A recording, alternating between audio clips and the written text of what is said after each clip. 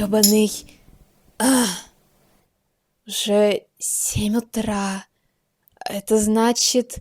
Настало время чудесных снов! Это снова я. Что? Гнездо на голове? Так я только что встала. Чего вы от меня хотите? Сны — это как отдельный вид искусства. И пока другие жалуются, что они уже пересмотрели все фильмы и сериалы, я им говорю: лузеры, тебе не нужно ждать новые фильмы, если они создаются у тебя в голове. Я не сошла с ума. Просто длительная практика осознанного сновидения дала свои плоды. Каждую ночь ты засыпаешь, погружаясь в таинственный мир эмоций и странностей, чтобы проснуться и сказать: что это было?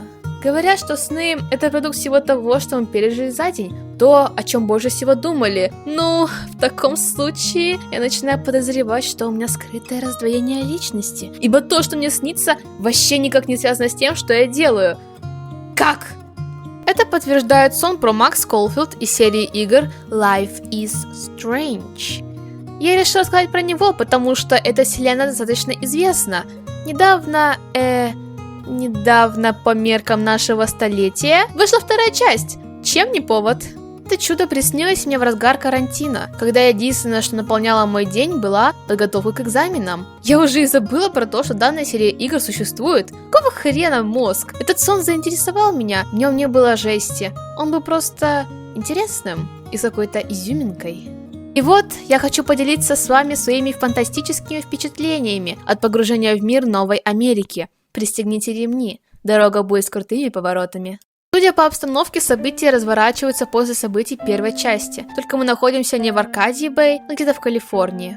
Нас встречает жесть похлеще финала первой части. Мир постапокалиптичной Америки. Что-то между Last of Us и Варшава во время Второй мировой. Тем не менее, город старается жить как раньше. Везде ходят и громко разговаривают люди, разве что машины не ездят и нет электричества. Я оказываюсь в теле Макс Колфилд. А чем вы можете похвастаться в своей жизни? Я не видела себя в зеркало, но была на все 100 уверена в том, что являюсь этой девушкой. Данное явление очень странно и забавно. Всем ведь хотелось почувствовать себя в шкуре другого человека.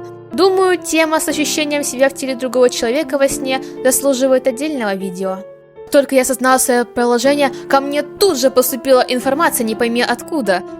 Да, тут не сериал или книга. У нас нет времени на прописывание детального сюжета и персонажей. Макс узнал, что теперь у нее эпилепсия с переменными припадками. А зато ты можешь летать. Пыталась стать птицей, как ко мне подошла Хлоя. Как же без нее. А потом даже присоединилась Кейт. Только та была с темными волосами. Стала Готом? Неудивительно. Благодаря Макс мы вергли мир в хаос. Мы с Хлоей жили в вагоне разбитого поезда, который сошел с рельс посреди города. Внутри было очень красиво и тепло, и везде бушевал бардак. В одном вагоне была наша спальня, а в следующем было очень много картин. Я бы не узнала о нем, если бы у Макс не начался припадок. Она побежала в комнату. Все эти картины были нарисованы Макс во время движа. Неплохая замена фотографиям. Картины не были произведением искусства, но все-таки были достаточно миленькими. Причем они отчасти предсказывали будущее. Ок, эта способность действительно заслуживает уважения, только вот никто не знал, как их трактовать.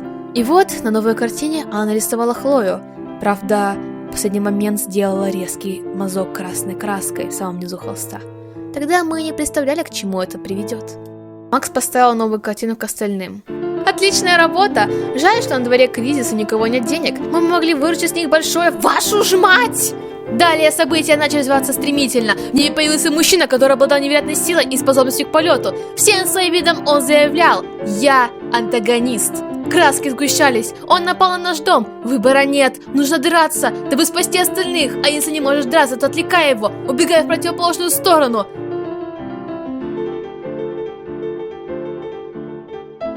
Погоня затянулась. Мы оказались в полуразрушенной башне. Сила на исходе, но пути назад нет. И тут неожиданно мне сообщили, что Хлоя мертва. Опять!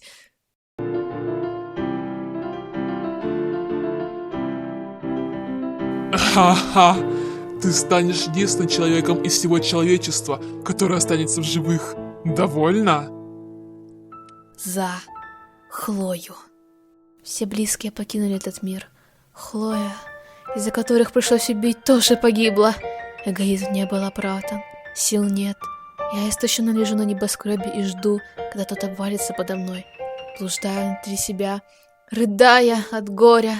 Я перелезаю плакат, который закрывал часть здания, будто пытаясь принести последнюю пользу этому миру. Никак нельзя выбраться, никак не могу взлететь. Я замечаю, как ко мне летит накачанная версия Уоррена. Ох, его появление такое странное, как глоток воздуха после всего того депрессника, который только что произошел.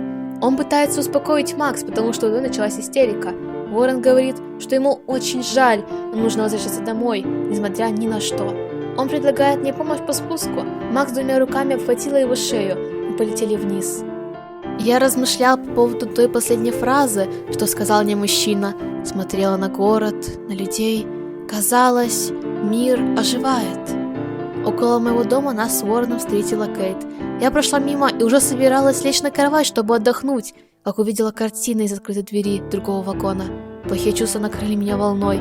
Я заплакала и упала на пол. Занавес. Это был действительно захватывающий сон. Сюжет всяко лучше того, что нам предоставили во второй части, не так ли?